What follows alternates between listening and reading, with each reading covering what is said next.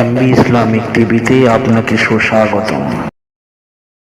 পাইলো, মনে করেন এক্সাম্পল, কয়টা পাইলো? একটা দুনিয়া, মানে ইমান নাই, কিন্তু সে দুনিয়ার সবচেয়ে বড় ক্ষমতাধর, দুনিয়ার সবচেয়ে বড় পরাক্রমশালী, দুনিয়ার সবচেয়ে বড় ধন দৌলতের মালিক। এমন মানুষ যদি ইমান ছাড়া হয়, তাহলে শুধু একটা দুনিয়া পাইল। কয়টা দুনিয়া?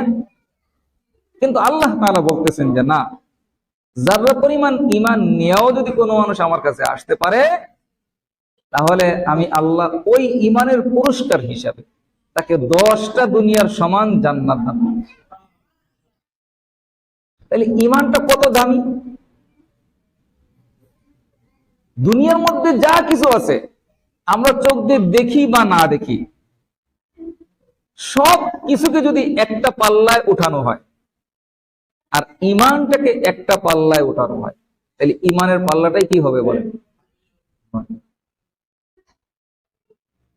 আল্লাহ পাক রব্বুল আলামিন এই পৃথিবীর মধ্যে আমরা চোখ দিয়ে যা কিছু দেখি, সব কিছুকে সৃষ্টি করেছেন শুধুমাত্র ঈমানদারদের জন্য, অন্য কারো জন্য নয়। কার জন্য সৃষ্টি করেছেন? এই কথাটা যে শুধু আল্লাহ তাআলা পবিত্র কোরআনের মধ্যে বলেছেন, বিষয়টা এমন নয়। কোরআন নাজিল করার আগে যে সমস্ত কিতাব আল্লাহ পাক রব্বুল আলামিন পৃথিবীর জমিনে নাজিল করেছিলেন, ওই সমস্ত কিতাব সমূহের মধ্যে যে আল্লাহ তাআলা বলে দিয়েছেন, এই কথাটা আল্লাহ তাআলা পবিত্র কোরআনের মধ্যে বলেছেন যে শুধু কোরআনের মধ্যে ইমানদারের কথা আমি আলোচনা করি নাই, আমি আল্লাহ আসমান থেকে যত কিতাব নাজিল করেছি, যত সহিফা নাজিল করেছি, সমস্ত কিতাবগুলোর মধ্যে আমি আল্লাহ এই বিষয়টা দুনিয়াবাসী মানুষের সামনে তুলে ধরেছি। কোন বিষয়টা? বিষয় একটা, যে মানুষ দুনিয়ার চাকচিক্যময় রূপ দেখে, দুনিয়ার ভোগ বিলাস আরাম আয়েশ দেখে ইমান হারা হয় না। কি হারা হয় না? ইমান হারা হয় না। যদি ইমান হারা হয়ে যাও আর দুনিয়ার সবচেয়ে বড় বাদশা হয়ে যাও, দুনিয়ার সবচেয়ে বড় ক্ষমতাধর হয়ে যাও, আমি আল্লাহ তাআলার কাছে তোমার যাররা পরিমাণ দাম নাই, যাররা পরিমাণ দাম নাই। কেমন হবে? এত কিছু, এত শান শৌকত, এত ধন দৌলত, এগুলো থাকার পরে দাম নাই, তাহলে আমার অবস্থাটা কি হবে? আল্লাহ তাআলা বলতেছেন, উলাইকা আসহাবুন নার হুম ফিহা খালিদুন।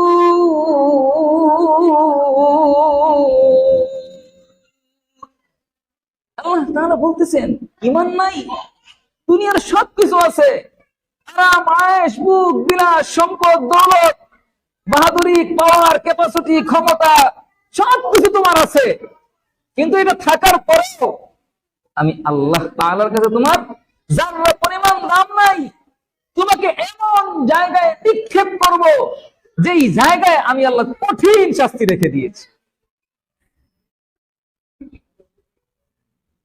দোস্ত মুহতারাম, তাহলে আমাদের একটু ফিকির করা দরকার।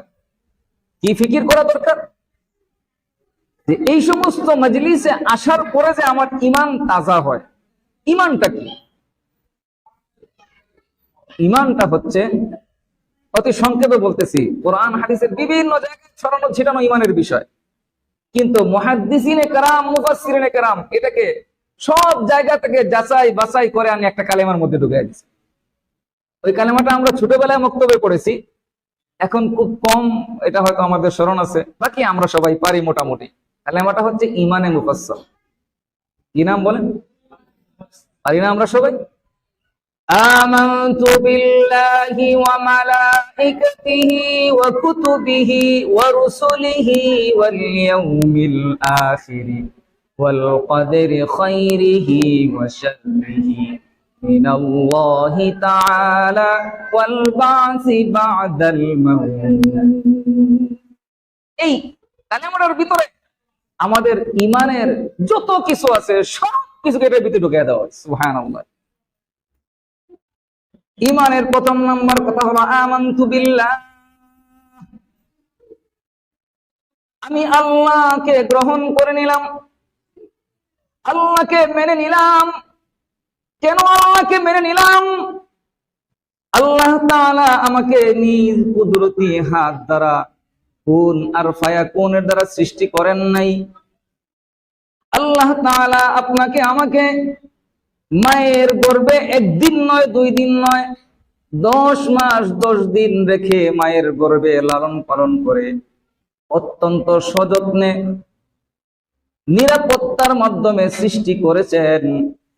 এখানে দুনিয়ার কোনো ক্ষমতা, দুনিয়ার কোনো ডাক্তারের পাওয়ার, দুনিয়ার কোনো পার্শ্ব প্রতিক্রিয়া ওই জায়গার মধ্যে যায় আপনাকে আমাকে আকর্ষণ করতে পারে না, ক্যাপচার করতে পারে না। আল্লাহ তাআলা খুব সযত্নে ওইখানে আপনাকে আমাকে সৃষ্টি করেছে।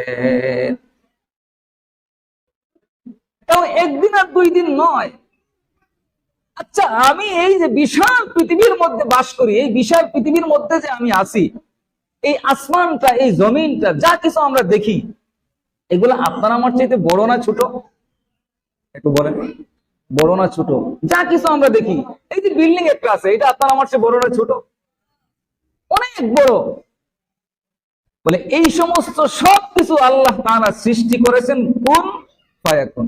কুন ফায়াকুন 2টা শব্দের মাধ্যমে। কয়টা? কি? কুন ফায়াকুন। বলেছেন হয়ে গেছে। কিন্তু আপনাকে আমাকে চাইলে কি কুন আর ফায়াকুন দ্বারা সৃষ্টি করতে পারতেন না? অবশ্যই পারতেন। কিন্তু কুন আর ফায়াকুনের দ্বারা সৃষ্টি কেন করেন নাই? এর পিছনে গভীর রহস্য নিহিত আছে। ওই রহস্যের দিকে আমি যাব না, কারণ ওইদিকে গেলে আমার মূল আলোচনা অন্যদিকে চলে যাবে।